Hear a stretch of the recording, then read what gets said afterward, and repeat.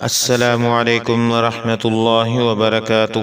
بسم اللہ الرحمن الرحیم۔ فلسطین، ماضی، حال اور مستقبل۔ ہم ہر نماز میں سورۃ فاتحہ پڑھتے ہیں جس کے آخر میں ہے غیر المغضوب علیہم ولا الضالین آمین۔ اس آیت میں ایک لفظ ہے مغضوب، جس کا معنی و مفہوم بنتا ہے کہ اے اللہ ان قوموں لوگوں کے راستے پر نہ چلانا جو مغضوب ہوئے، یعنی جن پر تیرا غضب نازل ہوا۔ سورۃ فاتحہ کو قرآن کا خلاصہ کہا جاتا ہے۔ اس حساب سے اس مغضوب لفظ کی بہت زیادہ تشریح ہمیں قرآن میں مل جاتی ہے۔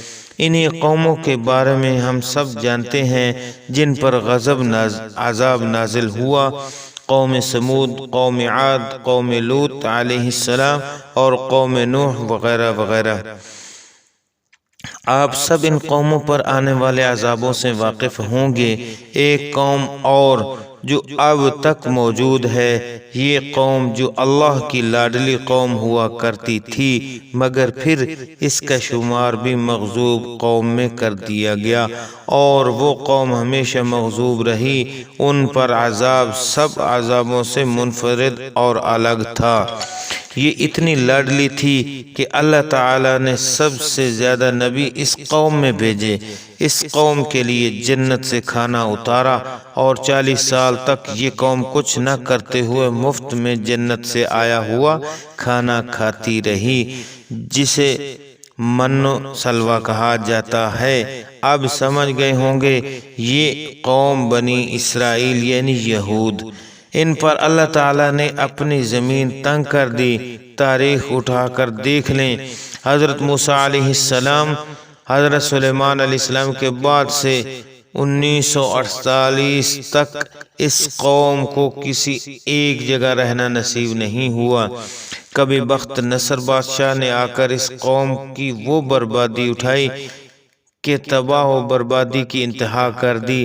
اس قوم کو اس قدر تباہ کیا، جو بچے وہ جان بچانے کے لیے کبھی کسی ملک بھاگے، کبھی کسی ملک بھاگے۔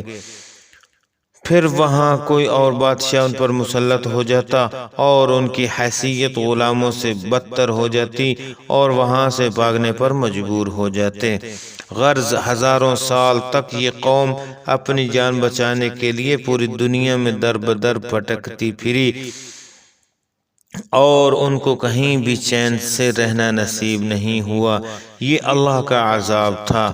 مدینہ میں تھے تو وہاں سے بھی ان سے حضور صلی اللہ علیہ وسلم نے غزوات لڑے، اور وہاں سے بھاگنے پر مجبور ہوئے یا مارے گئے، کیونکہ یہ سازشی قوم تھی۔ جہاں رہتی تھی انہی کے خلاف سازشیں کرنا شروع کر دیتی تھی، سانپ کی طرح جس کا دودھ پینا اس کو ڈسنا۔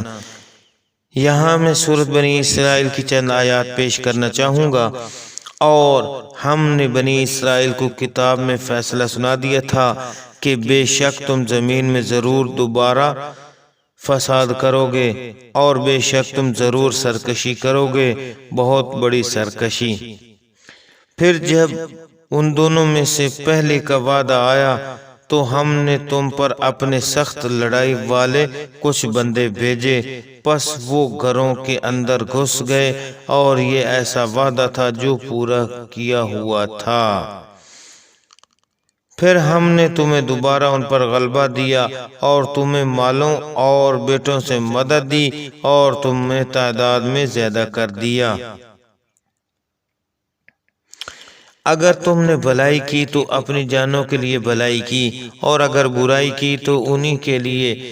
پھر جب آخری بار کا وعدہ، یعنی ہم نے اپنے بندے تم پر بھیجے تاکہ وہ تمہارے چہرے بگاڑ دیں، اور تاکہ وہ مسجد میں داخل ہوں جیسے وہ پہلی بار اس میں داخل ہوئے، تاکہ جس چیز پر غلبہ پائیں اسے برباد کر دیں، بری طرح برباد کرنا۔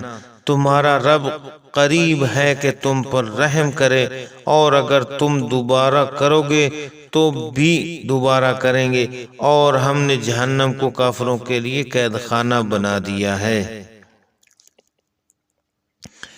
یہاں وہ سارے اشارے ہیں کہ کیسے مختلف بادشاہوں نے یہود پر زمین تنگ کر دی تھی۔ یہاں اللہ تعالیٰ نے بنی اسرائیل سے 2 وعدوں یعنی 2 عذابوں کا ذکر کیا، اور دونوں بار ایسے لوگ مسلط کیے کہ جنہوں نے اس قوم کو تباہ و برباد کر کے رکھ دیا۔ پہلا وعدہ جالوت کا لشکر تھا جس بنی اسرائیل کو تباہ و برباد کیا۔ پھر جیسا کہ قرآن کریم میں ہے کہ انہوں نے توبہ کی تو معاف کر دیا گیا، دوبارہ سے انعامات دیے گئے، نعمتیں دی گئیں۔ جب توبہ کی تب طالوت کی سربراہی میں بنی اسرائیل جالوت سے لڑے اور حضرت داؤد علیہ السلام نے جالوت کو قتل کیا۔ دوسری بار پھر سرکشی کی، بداعمالیوں پر اتر آئے تو اللہ تعالیٰ نے دوسرا وعدہ یعنی دوسرا عذاب نازل کیا۔ ایسے سخت لوگ مسلط کر دیے کہ ان کے گھروں میں گھس گئے اور چہرے بگاڑ دیے، تباہ و برباد کر دیا۔ بعض روایات میں اس بادشاہ کا نام بخت نصر آتا ہے جس نے اس قوم کو تباہ کیا، اور اسی نے ہیکل سلیمانی کو گرا دیا، جس کے بعد وہ آج تک دوبارہ تعمیر نہیں ہو سکا۔ روایات میں بادشاہوں کے نام میں اختلاف ہے، لیکن یہ کنفرم ہے 2 بادشاہ ایسے آئے جنہوں نے اس قوم کو نیست و نابود کیا۔ اس کے بعد اہل یہود کبھی اکٹھے نہ ہو سکے، جہاں کچھ عرصہ رہ لیتے اپنی سازشی فطرت سے سازشوں کی وجہ سے مارے جاتے یا نکال دیے جاتے۔ ایسے واقعات سے تاریخ بھری پڑی ہے۔ میرا یہاں مقصد تاریخ بتانا نہیں۔ اب قرآن کی اس آیت پر غور کیجئے۔ اور ہم نے اس کے بعد بنی اسرائیل سے کہا کہ تم اس سرزمین میں رہو، پھر جب آخری وعدہ کا وقت آئے گا ہم تمہیں اکٹھا کر کے یہاں لے آئیں گے۔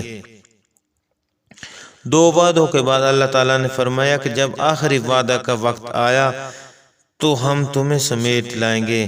بخت نصر کے حملے کے بعد 1948 سے پہلے تک یہ کہیں جمع نہ ہو سکے، نہ اپنی ریاست قائم کر سکے۔ 1948 میں اسرائیل کے قیام کا اعلان ہوا اور ہزاروں سال بعد پہلی بار کوئی یہودی ریاست وجود میں آئی۔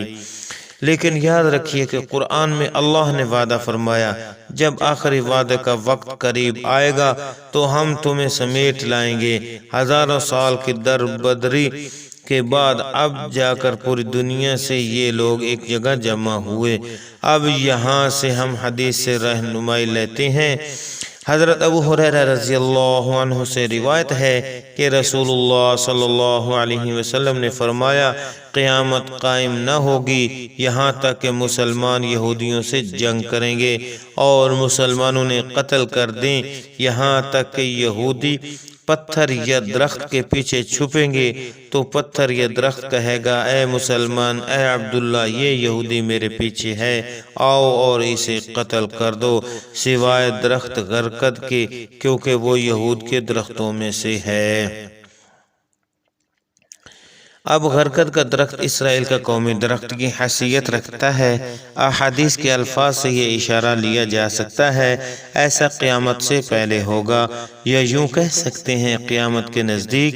اس کے بعد ترمذی اور ابن ماجہ کی احادیث کے مطابق شام میں عبداللہ نامی ایک شخص جو سفیانی کے نام سے مشہور ہوگا وہ آئے گا، جو اتنی قتل و غارت کرے گا کہ ماں کے پیٹ میں بچے بھی نہیں چھوڑے گا۔ اس کا اثر و رسوخ اتنا بڑھ جائے گا کہ وہ مکہ مدینہ کی طرف لشکر بھیجے گا اور دوسری طرف سے ہر چیز تباہ و برباد کرتے ہوئے ایران تک پہنچ جائے گا۔ اس کے مقابلے میں خراسان سے لشکر اٹھے گا، جس کے بارے میں یہاں ایک حدیث دیکھتے ہیں۔ خراسان سے کالے جھنڈے نکلیں گے، ان جھنڈوں کو کوئی چیز پھیر نہیں سکے گی یہاں تک کہ وہ ایلیا یعنی فلسطین میں نصب کیے جائیں گے۔ خراسان کا بہت سارا علاقہ آج کا موجودہ افغانستان، دوسری طرف مکہ مدینہ کی طرف بھیجے گئے سفیانی کا لشکر بیدہ کے مقام پر دنسا دیا جائے گا، اور مشرق یعنی خراسان سے آنے والا لشکر مکہ و مدینہ کی طرف کوچ کرے گا اور وہاں کے عرب لوگوں سے حق کی خاطر لڑائی کرے گا۔ اس کا اشارہ سنن ابن ماجہ اور اس کی حدیث سے ملتا ہے۔ حضرت عبداللہ سے روایت ہے کہ وہ کہتے ہیں کہ ہم رسول اللہ صلی اللہ علیہ وسلم کے پاس تشریف فرما تھے کہ بنی ہاشم کے کچھ نوجوان آئے جن کو دیکھ کر آپ صلی اللہ علیہ وسلم کی آنکھیں سرخ ہو گئیں اور چہرے کا رنگ تبدیل ہو گیا۔ حضرت عبداللہ کہتے ہیں کہ میں نے کہا کہ ہم آپ کے چہرے پر ناپسندیدگی کے اثرات دیکھ رہے ہیں۔ آپ صلی اللہ علیہ وسلم نے فرمایا، اہل بیت کے لیے اللہ نے دنیا کے مقابلے میں آخرت کو پسند کیا، اور یقیناً میرے اہل بیت کو آزمائشوں، جلا وطنی اور بے بسی کا سامنا ہوگا، یہاں تک کہ مشرق سے کچھ لوگ آئیں گے جن کے جھنڈے کالے ہوں گے، چنانچہ وہ مجاہدین امارت حکومت کا سوال کریں گے، لیکن یہ بنو ہاشم ان کو امارت نہیں دیں گے، سو وہ جنگ کریں گے اور اس پر ان کی غیبی مدد کی جائے گی اور وہ غلبہ پا لیں گے، تو یہ بنو ہاشم ان کو امارت دیں گے، لیکن وہ اس کو قبول نہیں کریں گے، اور وہ میرے اہل بیت میں سے ایک شخص یعنی مہدی کو امارت دے دیں گے، جو زمین کو عدل و انصاف سے اس طرح بھر دے گا جیسے وہ اس سے پہلے ناانصافی سے بھری ہوئی تھی۔ تو تم میں سے جو بھی اس وقت موجود ہو ان لوگوں کے ساتھ شامل ہو جائے، خواہ برف پر گھسٹ کر آنا پڑے۔ اس سے آگے حضرت امام مہدی کا دور شروع ہوگا اور اس کی بہت زیادہ تفصیل ہے۔ یہاں اب حالات کے پیش نظر، موجودہ حالات کے پیش نظر بہت سارے سوالات اٹھتے ہیں، کیونکہ قرآن و حدیث میں اشارے تو موجود ہیں لیکن ہر چھوٹی چھوٹی وضاحت نہیں ہے۔ 1948 سے اب تک اسرائیل اپنی سرحدیں وسیع کرتا آ رہا ہے اور فلسطین کی حدود میں غزہ کا علاقہ وہ آخری علاقہ رہ گیا تھا جو فلسطین کے پاس تھا، جو اب چھینا جا رہا ہے۔ اسرائیل اپنی وہ ریاست قائم کرنا چاہتا ہے جسے گریٹر اسرائیل کا نام دیا جاتا ہے، جو آج سے ہزاروں سال پہلے ان کی ہوا کرتی تھی۔ اس ریاست میں شام، عراق، اردن، مصر، لبنان، ترکی کا کچھ حصہ اور سعودی عرب کا حصہ آتا ہے۔ اسرائیل مسلسل اپنی حدود میں اضافہ کرتا چلا آ رہا ہے۔ اس سے پہلے شام کے گولان کی پہاڑیاں اور ان سے منسلک علاقہ پر قبضہ کر چکا ہے۔ کئی سال پہلے دھیرے دھیرے سارے فلسطین کو لبنان و اردن کا کچھ حصہ، مصر کا کچھ حصہ وہ ہڑپ کرنے کی کوشش کر رہا ہے، اور یوں یہ آہستہ آہستہ اپنی حدود وسیع کرتا جا رہا ہے۔ اب یہاں سے ہم اندازہ ہی لگا سکتے ہیں، البتہ جو احادیث میں ہے وہ پورا ہونا ہے، یہ ہمارا یقین ہے۔ کیا شام سے اٹھنے والے سفیانی نامی شخص کا اسرائیل سے کوئی لنک ہوگا؟ کیا وہ اسرائیل کے خلاف اٹھے گا پہلے اور بعد میں برا شخص بن جائے گا؟ کیا وہ بظاہر مسلمان ہوگا لیکن در حقیقت یہودی کاز کے لیے کام کرے گا؟ یوں لگتا ہے کہ شام سے اٹھنے والے سفیانی ظالم شخص اور اسرائیل کا کوئی لنک ہوگا، کیونکہ گریٹر اسرائیل میں جو علاقے شامل ہوتے ہیں وہی علاقے سفیانی شخص کے زیر تسلط شو ہوتے ہیں۔ البتہ یہ کنفرم ہے کہ خراسان سے نکلنے والے کالے جھنڈوں والا لشکر بہت اہمیت کا حامل ہے، کیونکہ اسی کے بارے میں حدیث ہے کہ اس لشکر میں شامل ہو جاؤ چاہے برف پر گھسیٹتے ہوئے آنا پڑے۔ یہی لشکر سفیانی کو ٹکر دے گا اور یہی ایلیا یعنی بیت المقدس میں اپنا جھنڈا گاڑے گا۔ یہی لشکر اہل عرب سے لڑائی کرے گا اور ان سے حکومت چھین کر ساری حکومت حضرت امام مہدی کے حوالے کرے گا۔ یہ پس منظر بن رہا ہے۔ اس وقت جو کچھ ہو رہا ہے وہ یقیناً ہر مسلمان کو تڑپا کر رکھ دیتا ہے، اور ہم عوام بے بسی کی تصویر بنے ہوئے ہیں۔ میں یہ یقینی دعویٰ سے کہتا ہوں کہ اگر آج راستہ مل جائے، اسباب مل جائیں، تو ہزاروں نہیں لاکھوں مسلمان وہاں پہنچنے کے لیے نکل پڑیں گے جہاں ظلم کی انتہا ہو رہی ہے، لیکن فی الحال ہم بے بس ہیں۔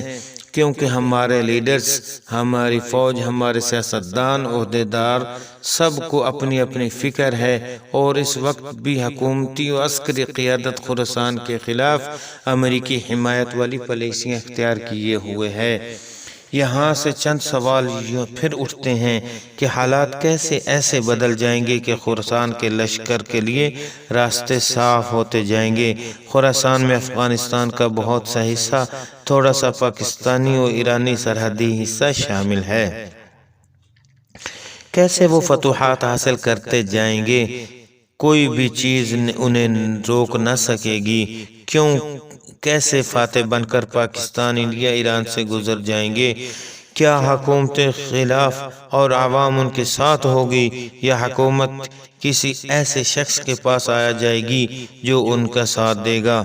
ایسے بہت سارے سوالات ہیں جن کے بارے میں اندازے ہی لگائے جا سکتے ہیں۔ حقیقت اللہ تعالیٰ ہی جانتا ہے، واللہ اعلم۔ لیکن ایک بات کنفرم ہے، یہ بنی اسرائیل، اہل یہود کی آخری باری ہے، آخری وعدہ ہے اللہ کا، اور اس کے بعد جیسے ہی اوپر حدیث پڑھ چکے، پتھر اور درخت بھی اس کار خیر کا حصہ بنیں گے جو صفحہ ہستی سے انہیں مٹا دے گا۔ فی الحال ہم کیا کر سکتے ہیں؟ لوگوں کو یہ کنسپٹ دے سکتے ہیں، یہ شعور پیدا کر سکتے ہیں جس کا اس پوسٹ میں ذکر کیا گیا، مظلوم کی مظلومیت بیان کر سکتے ہیں جس سے غیرت ایمانی جاگے، اپنے آس پاس سوشل سرکل، سوشل میڈیا پر اپنے جیسے ہم خیال کا گروپ یا گروپ بنا سکتے ہیں۔ آنے والی نسل کو آئندہ آنے والے حالات کا سامنا کرنے کے لیے ان کی ذہن سازی اور ٹرین کر سکتے ہیں، اپنی زبان، قلم کا استعمال کر سکتے ہیں، دشمن کی بنائی گئی کمپنیوں کے پروڈکٹس کا بائیکاٹ کر سکتے ہیں۔ جب عملی حصہ لینے کا موقع ملے تو عملی حصہ لینا چاہیے، جو بھی ہمارے بس میں ہو وہ کرنا چاہیے۔ پوسٹ شیئر کیجئے۔ اللہ تعالی ہمیں دین اسلام، قرآن کی صحیح سمجھ عطا فرمائے، اور دین اسلام کی سربلندی کے لیے ہمیں قبول فرما لے۔ آمین ثم آمین۔ جزاک اللہ خیرا کثیرا فی الدنیا والآخرہ۔